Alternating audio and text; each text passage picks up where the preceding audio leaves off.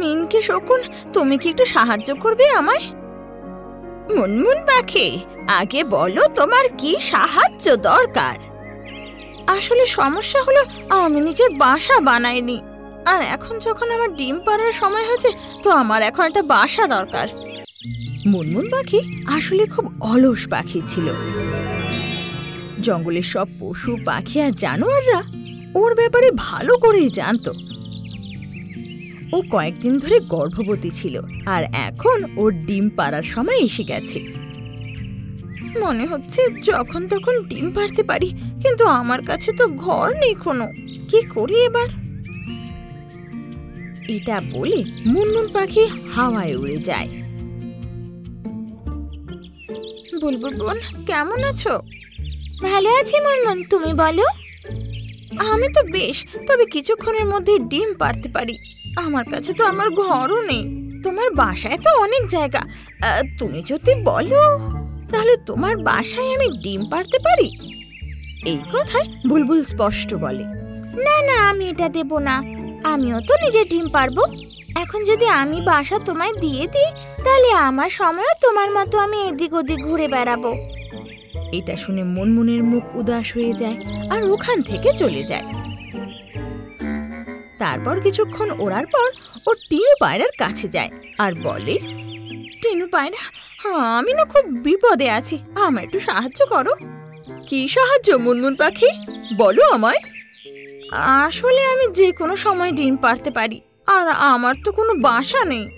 তোমার বাসা তো বাকি পাখিদের থেকে বড়, তো তোমার বাসায় আমাকে ডিম পাড়ার অনুমতি দাও না, খুব উপকার হয় আমার। মুনমুন বোন, এটা তো সত্যি আমার বাসা বড়, কিন্তু তার কারণ আছে, কারণ আমি আমার স্বামীর সাথে থাকি এখানে।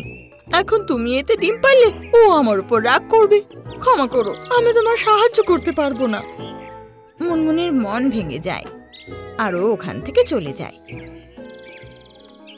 আর আরেকটা ডালে গিয়ে বসে পড়ে, যেখানে মিনকি শকুনের বাসা দেখতে পায়। তো ও ওর কাছে যায়। মিনকি শকুন, তুমি কি একটু সাহায্য করবে আমায়? মুনমুন পাখি, আগে বলো তোমার কি সাহায্য দরকার? আসলে সমস্যা হলো আমি নিজের বাসা বানাইনি, আর এখন যখন আমার ডিম পাড়ার সময় হয়েছে তো আমার এখন একটা বাসা দরকার। সেই সকাল থেকে প্রত্যেক পাখির কাছে গিয়ে সাহায্য চেয়েছি, কিন্তু এখনো কেউ ওদের বাসায় আমায় ডিম পাড়তে দেয়নি। তুমি একটু দয়া করো আমায়। আমি যদি তোমার বাসায় ডিম পাই তাহলে সেটা সুরক্ষিত থাকবে, আর তোমার উপকার জীবনে কখনো ভুলবো না। মুনমুন পাখি, জানো তো এটা শীতকাল, আর রাত্রে কি ঠান্ডা পড়ে। আমি তোমাকে এখানে থাকতে দিতে পারি না। এটা শুনে মুনমুন পাখি পুরো উদাস হয়ে যায়, কিন্তু তখনই মিনকি শকুন বলে, আমার কাছে একটা প্ল্যান আছে। ওই দেখো সামনে গাছ, ওতে গোল্ডি বাজের বাসা আছে। আরো অনেক দিনের জন্য সন্ধ্যা বন গেছে, কবে আসবে সেটা বলতে পারবো না, আর এখন ওটা খালি, চাইলে সেখানে তুমি ডিম পাড়তে পারো। এটা শুনে মুনমুন পাখি সেই ডালে বসে বসেই ওই বাসাটাকে দেখতে লাগে। দেখতে ওটা বেশ বড় ছিল। ওটা দেখে ওর স্বস্তি হয়। ঠিক আছে, আমি ওটাতেই ডিম পারবো। এটা বলে মুনমুন পাখি উড়ে যায় আর সেই বাসায় গিয়ে বসে, আর এটা দেখে মিনকি শকুনও খুশি হয়। মুনমুন পাখি সেই বাসায় আরো কয়েকটা ঘাস রাখে, আর সেখানে বসে ডিম পাড়ার অপেক্ষা করতে লাগে। কিছুক্ষণ পরেও দুটো ডিম পারে, আর এটা দেখেও খুব খুশি হয়। ওহ আমার সোনারা, তোদের বাঁচানোর জন্য আমি যে কোনো পর্যায়ে যেতে পারি। এটা বলে ও ডিমের উপর বসে তা দিতে লেগে যায়। ও সব সময় নিজের ডিমের কাছেই থাকতো। মিনকি শকুনও আসতে যেতে ওর হাল জিজ্ঞেস করত। এদিকে একদিন বেরোতে না বেরোতেই মুনমুন পাখির জল তেষ্টা পায়। ওদিকে দেখে তো মিনকি শকুন ওর বাসায় নেই। যদি জল না খাই তাহলে কয়েক ঘন্টার মধ্যেই আমি মারা যাব, আমাকে যেতেই হবে। আর এটা বলে ও নিজের বাসা থেকে উড়ে যায়। তারপর পুকুরে গিয়ে জল খায়। এখন ওর বেশ ভালো লাগছিল। ও আনন্দে উড়ে নিজের বাসায় পৌঁছায়। কিন্তু ও দূর থেকেই দেখতে পায় যে ওর ডিমের কাছে গোল্ডিবাজ বসে।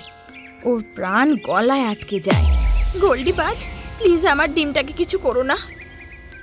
তোমার ডিম? তার মানেটা কি? যখন তুমি ছিলে না তখন তোমার বাসায় আমি ডিম পেড়েছিলাম।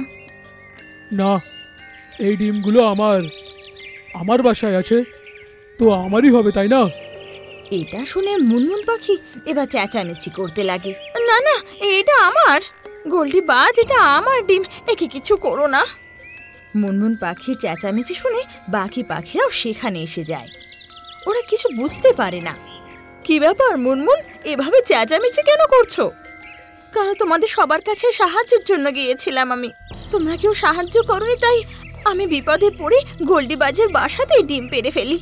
এখনো ফেরত আসে তো বলে এই ডিমটা ওর নাকি। একদমই নয়, যখন গেছিলাম এই বাসায় ডিমগুলোকে রেখেই গেছিলাম, এটা আমারই। এই কথাটা শুনে সবাই বুঝতে পেরে যায় যে ও আসলে মিথ্যে কথা বলছে, কিন্তু বাজের সামনে কেই বা কথা বলবে। এটা তুমি ঠিক করনি মুনমুন পাখি, যদি সময় থাকতে তুমি নিজের বাসাটা একবার তৈরি করে নিতে তাহলে আজ তোমার ডিম সেখানেই থাকতো। তোমরা ঠিক বলেছ, আমার অলসতার ফল আমি এখন নিজে নিজে পাচ্ছি। এক মা হয়ে নিজের ডিমকে চোখের সামনে শেষ হতে দেখবো আমি। এটা বলে মুনমুনের চোখ দিয়ে জল বেরিয়ে আসে, কিন্তু গোল্ডির উপর এর কোনো প্রভাব পড়ে না। তখনই মিনকে চিল সেখানে আসে। ও সব পাখিদের এক জায়গায় জমায়েত দেখে আর গোল্ডিকে মুনমুনের ডিমের কাছে দেখে, তো অবাক হয়ে যায়। মুনমুন, কাঁদছিস কেন? যা নিজের ডিমের কাছে যা। এই বাসাটা আমার, আর এর ভেতরের ডিমগুলোও আমার, বুঝলে?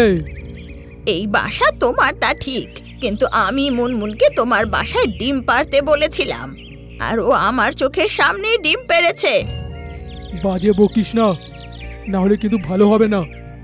আচ্ছা, তোর সাথে হবে না গোল্ডি, আমার বড় দাদা কালু শকুন তোর থেকেও খতরনাক। তুই যদি মুনমুনের ডিমে হাতও দিস তো ওকে ডেকে পাঠাবো।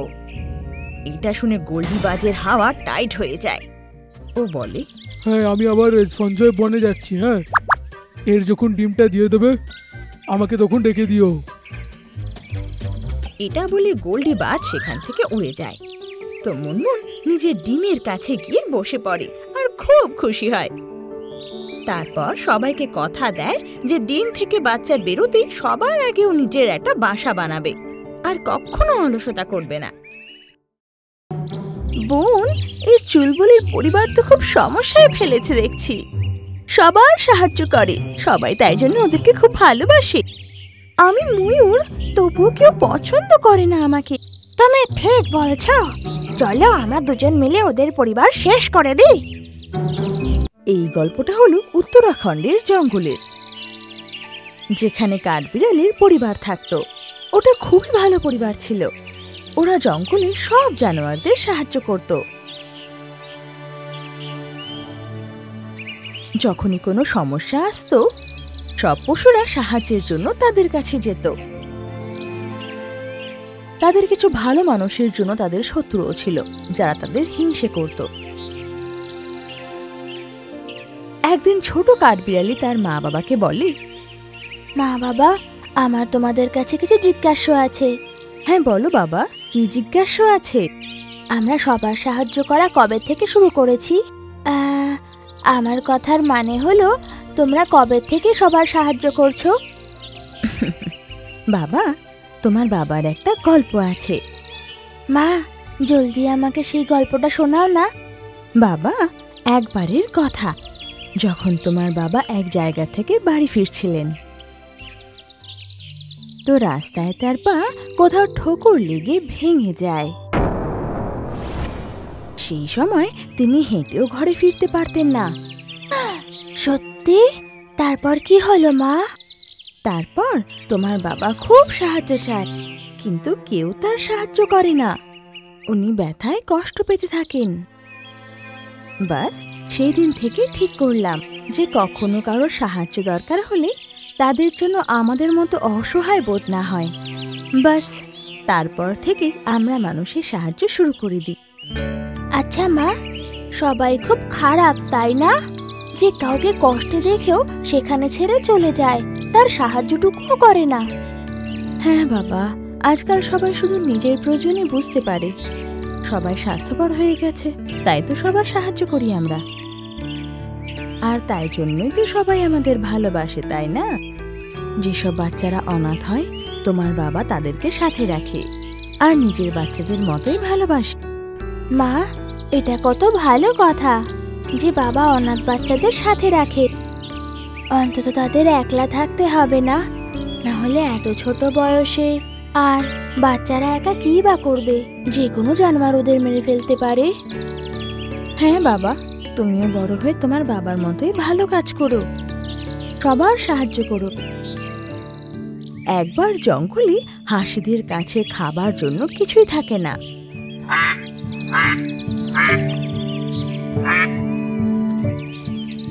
তো ওরা চুলবুলি কাঠবিড়ালির কাছে খাবার চাইতে আসে। চুলবুলি কাঠবিড়ালির মা, আমাদের খাবার শেষ হয়ে গেছে আর আমরা অসুস্থ হয়ে গেছি, এই জন্য আমরা খাবার সংগ্রহ করতে পারছি না। দয়া করে কিছু খাবার যদি আমাদের দিয়ে দেয়। তখনই চুলবুলি কাঠবিড়ালির মা বলে, হ্যাঁ গিলি গিলি হাঁস, তোমাদের সাহায্য আমরা নিশ্চয় করব। হাঁসেরা খাবার নিয়ে চলে যায় আর ওরা ভীষণই খুশি হয়। কিন্তু ওই জঙ্গলে ভালো জানোয়ারদের সাথে সাথে খারাপ জানোয়ারও ছিল, যারা চুলবুলি কাঠবিড়ালির পরিবারকে হিংসে করত। যেমন বিড়াল আর ময়ূর, একজনের নাম নাটি তো আরেকজনের নাম টিকলি। দুজনই চুলবুলির পরিবারকে খুব হিংসে করত, তো দুজনে মিলে ওদের বিরুদ্ধে ষড়যন্ত্র করে। বোন, এই চুলবুলির পরিবার তো খুব সমস্যায় ফেলেছে দেখছি, সবার সাহায্য করে, সবাই তাই জন্য ওদেরকে খুব ভালোবাসে। আমি ময়ূর, তবুও কেউ পছন্দ করে না আমাকে। তুমি ঠিক বলছ, চলো আমরা দুজন মিলে ওদের পরিবার শেষ করে দিই। একদিন যখন চুলবুলি কাঠবিড়ালি বাইরে ঘুরতে যায় আর ওর মা বাবা ঘরে একলা থাকে, তো নাটি বিড়াল আর টিকলি ময়ূর গিয়ে চুলবুলির মা বাবার ওপর আক্রমণ করে। একজন বাবাকে ধরে তো অন্যজন মাকে, আর দুজনকেই কামড়ে কামড়ে মেরে দেয় আর ওখান থেকে চলে যায়। তারপর চুলবুলি কাঠবিড়ালি যখন বাড়ি ফেরে, নিজের মা বাবার ওই অবস্থা দেখে জাগানোর চেষ্টা করে। মা বাবা, ওঠো না, এই তো তোমরা ঠিক ছিলে, এখন কি হয়ে গেল? তোমাদেরকে তো জঙ্গলে সবাই ভালোবাসে, তাহলে তোমাদের খেয়ে এভাবে মারলো?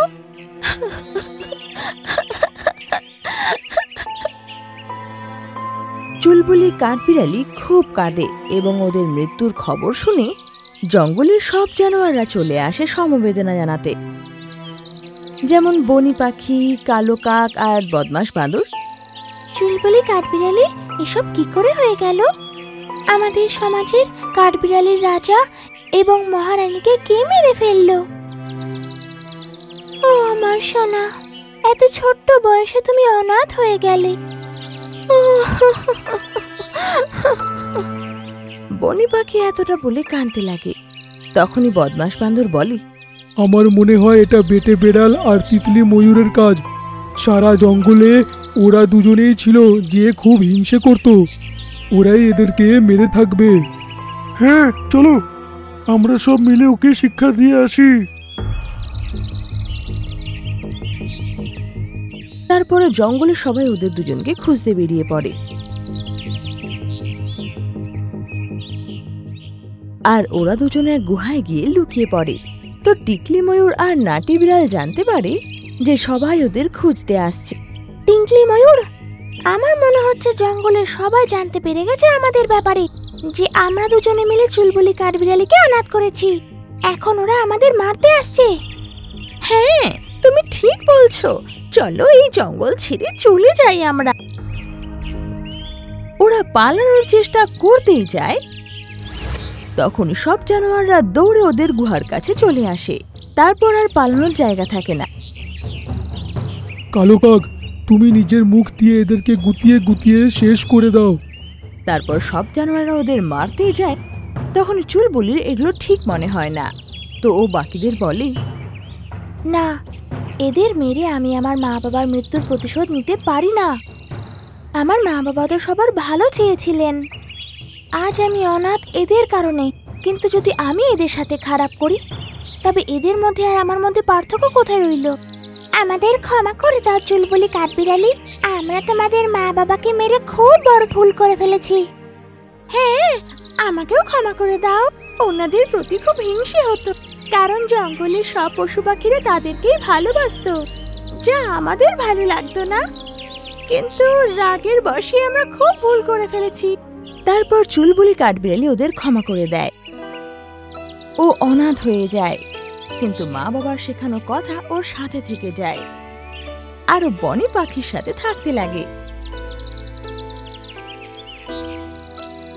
আর চুলবুলি কাঠবিড়ালিও নিজের মা বাবার মতো সবার সাহায্য করত। এই গল্প থেকে আমরা শিক্ষা পাই যে আমাদের খারাপ লোকের সাথে খারাপ করা উচিত নয়। অনেক পন্থা হয় মানুষকে শিক্ষা দেওয়ার। যদি খারাপের সাথে খারাপই করি তাহলে তার আর আমার মধ্যে পার্থক্য কোথায়? শুধু এই পার্থক্যটাকেই বোঝা দরকার।